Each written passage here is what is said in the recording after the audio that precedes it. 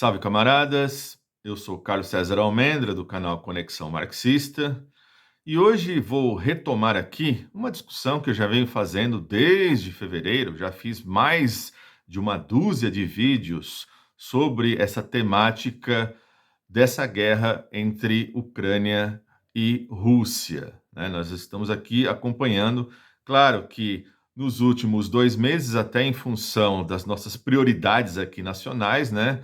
Não fiz nenhum vídeo, mas aqui vou agora, a partir desse, fazer um conjunto de vídeos para colocar para vocês as atualizações dessa guerra. E nesse vídeo aqui, eu quero deixar claro, né, quais foram as consequências no que resultou aquela contraofensiva ucraniana que começou lá em setembro e nos últimos 3 meses, né, a grande imprensa, não só brasileira, mas ocidental como um todo, quis forçar a barra dizendo que a Ucrânia tinha sim a possibilidade de virar o jogo.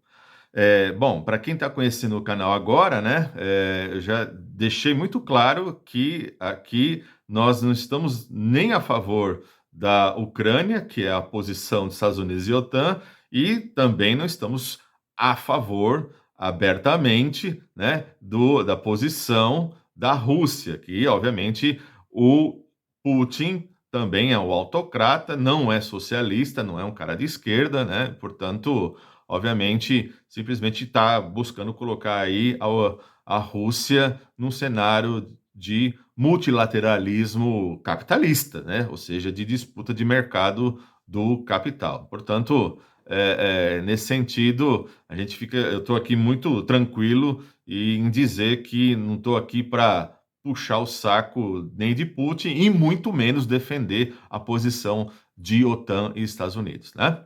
Então, isso é um esclarecimento importante para quem conheceu o canal aí nos últimos tempos, né? Então, sobre essa temática de hoje, vejam só, quando se começou aquela ofensiva no início de setembro, é, a grande mídia aí queria colocar que a Ucrânia ia virar o jogo, mas na prática aquilo foi um fogo de palha, né? Aliás, o último vídeo que eu tinha feito aqui no canal, que foi em 21 de setembro, sobre essa temática, eu já apontava aquilo, ou seja, aquilo que aconteceu no começo do mês, no final já estava falando, não, não resultou em grandes mudanças, né?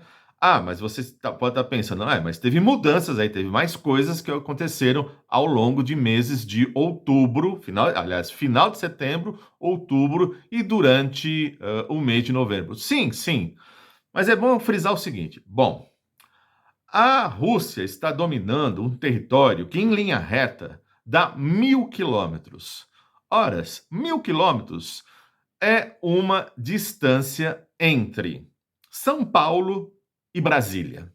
Ou, se vocês quiserem, uma distância que dá quase aí o percurso entre São Paulo e Porto Alegre, porque são 1.100 quilômetros, então é um pouquinho antes, né? Não, mas então, para vocês terem a noção de distância, como é gigantesco essa área a qual a Rússia está dominando nessa parte oriental da Ucrânia. Ora, e mesmo assim, é bom lembrar que a Ucrânia recebeu, no início de novembro, mais 11,7 bilhões de dólares em armamentos, né? E continua sofrendo aí com a situação onde a cada pequeno avanço de território que a Ucrânia consegue, porque ela conseguiu lá um pedaço lá de Kharkiv, um pedaço de Kherson, lá no nordeste do país, e agora, ali na parte mais ao sul do rio de Dnieper, ali o que aconteceu? A parte sul do rio está totalmente sob domínio dos russos. Aliás, como os russos tinham também o domínio da parte norte, para além do norte do rio, o que eles fizeram? Eles resolveram fazer um recuo estratégico, ou seja, tirar 60 mil pessoas que moravam ali na fronteira norte do Rio, né? Então, em 6 dias, né, deslocaram essas 60 mil pessoas. Claro, estava tendo ali uma blitzkrieg das tropas ucranianas, porque é inegável, né? A Ucrânia está com dificuldades, mas quando você é recheado de tanto dinheiro, né, e de tanto armamento, obviamente você tem que ir para o confronto, e eles estão indo para o confronto. Claro que está morrendo muita gente, porque a cada momento em que o exército ucraniano ou joga uma bomba ou faz um pequeno avanço, o que faz? Os russos jogam mísseis de médio alcance e atinge alvos tanto militares, já está atingindo alvos civis, atinge escola, atinge hospital, atinge prédios, ou seja, é sempre aquela ideia de que quem sai atingido mesmo é o grosso da população, tá certo? Então, o que acontece?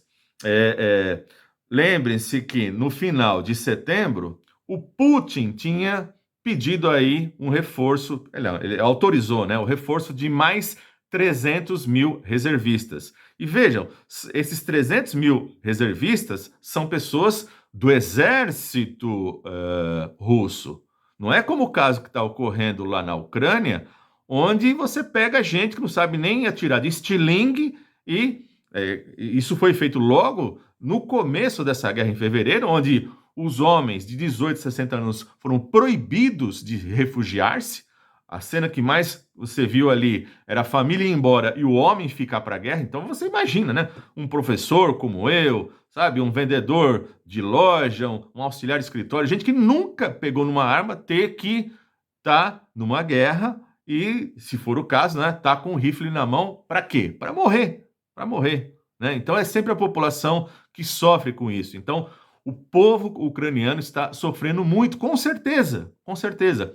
Não há números assim oficiais, eles não tem uma convergência, né? Porque cada um dos lados puxa para o seu lado em nome de dizer quantas pessoas morreram. Só que dizem aí analistas independentes que, somando os dois lados, podemos ter aí algo em torno, nesse momento, de 400 mil mortos, tá? Então, veja aí que, portanto, é um número expressivo nesse sentido. Horas, então, essa guerra já foi perdida pela Ucrânia, mas os Estados Unidos e a OTAN jamais poderão admitir uma coisa dessa. E, obviamente, a indústria armamentista dos Estados Unidos está lucrando e muito e não quer que pare essa guerra.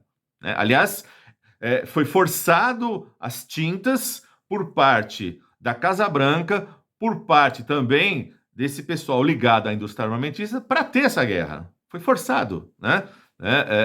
Os acordos que foram ignorados, a expansão que ia ter ali, a Blitzkrieg que ia ter em Donetsk e Lugansk, na parte noroeste, onde lá em fevereiro já estava definido que quem falava russo naquela parte oeste do país seria dizimado, porque já vinham, né, o exército mercenário ucraniano, né, essa extrema-direita já estava massacrando as pessoas de origem russa ali nos territórios de Donetsk e Lugansk. Isso, aliás, esse é o estopim da própria guerra.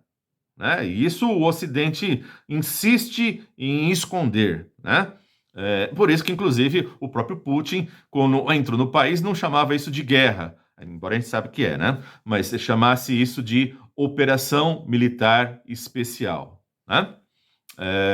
Bom, e nesse momento, quem que é a frente de combate? É formada por quem? Por parte dos russos. Pelas milícias de Donetsk e Lugansk, que estão aí na resistência desde o ano passado, né? E agora essas áreas fazem parte, foram anexadas, né? Agora faz parte do território russo. Né? O exército checheno, que é a linha de frente, né? Uma boa parte deles, inclusive, são de origem islâmica, por isso que quando quando conseguem aí os ucranianos prender esses caras, fazem torturas até com caráter religioso, joga óleo de porco no indivíduo, né, coisas do tipo. Bom, além disso, tem o Private Wagner, né, o que é um exército, é uma milícia particular, né, mas com treinamento realmente bélico, militar especializado, né? Então os russos também têm isso a seu lado. E mais daqueles 300 mil que foram convocados como reservistas no final de setembro, estão chegando aí para frente de batalha mais 70 mil tchetchenos. Então, enquanto isso, você vai fazendo, digamos, o rodízio daqueles que estão na frente de combate. Portanto, isso quer dizer que você tem aí, daqueles 300 mil, 230 mil vão ficar na retaguarda. Tá? Então, é gente pra caramba. É gente pra caramba. Por isso que, inclusive, os russos deram esse pequeno recuo aí em relação ao rio Dnieper, né? Obviamente, o Ocidente, nesse sentido, fez um estardalhaço. Olha, os ucranianos estão avançando, vai ter virada. Não vai ter virada coisa nenhuma. Insisto, já falei isso em outros vídeos. Os ucranianos não têm força aérea, tá? Não tem força de combate aérea. Portanto, estão literalmente entrincheirados, tá? E agora que está chegando o inverno, esse país vai voltar para a Idade Média, certo? Ou seja, esse país vai voltar para a Idade Média em termos de suprimentos, de dificuldades e, obviamente, enquanto isso, os países europeus também vão pagar um alto preço disso, porque estão aí aliados cegamente com a proposta da OTAN, né? As pequenas tentativas aí de contornar esse cerco, né, em termos de fazer algum tipo de acordo para romper com essa falta de energia que tem aí os países europeus, em termos de gás, em termos de petróleo, né? Tudo isso já foi devidamente bloqueado via o quê? Atentados na Nord Stream 1, Nord Stream 2. Num outro vídeo próximo eu vou dar até detalhes e vou explicar para vocês quem realmente fez isso, né? Bom, enfim. Então, essa é a situação que você vai tendo aí no território ucraniano. Enquanto isso, para vocês terem ideia, os dados de refugiados, né? Segundo a Acnur, que é a agência de refugiados da ONU, lá em junho, você tinha 7 milhões e 300 mil refugiados, dos quais 2 milhões e 300 tinham se registrado na União Europeia, né? Pegando um dado mais recente, de outubro, são 7 milhões e 600 mil, portanto, veja que aumentou 300 mil de junho até outubro, né? 4 milhões e 200 mil já tinham se registrado na União Europeia. O que ninguém diz é que os europeus já estão aqui, ó, já estão de saco cheio. Eles não podem falar dessa maneira, mas estão, né, com tanto ucraniano. Pra vocês terem ideia, tem 400 mil ucranianos na Alemanha, tá? Não é pouca coisa. 3 milhões e 400 mil retornaram à Ucrânia. Sem contar que você tem aí 6 milhões e 200 mil que fizeram deslocamentos internos na Ucrânia. Ou seja, o cara morava numa cidade, foi para uma cidadezinha, né? Não teve como sair, etc e tal. Então, essa é a situação atual da Ucrânia.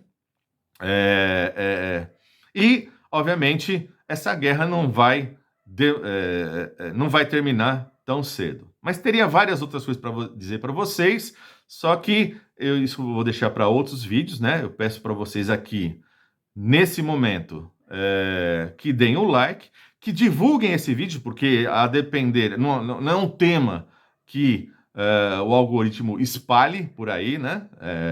Divulgue, então, nesse sentido, eu conto aí com vocês. E no próximo vídeo dessa temática, eu faço maiores dos dobramentos, porque ficou muita coisa de fora, tem que falar de Nord Stream, tem que falar lá do míssil na Polônia, tem que colocar a Turquia nessas negociações com a Rússia, tem um monte de assunto aí, mas isso a gente vê nos próximos vídeos e com certeza não vou deixar vocês aí tanto tempo sem tratar do assunto. Ok, gente?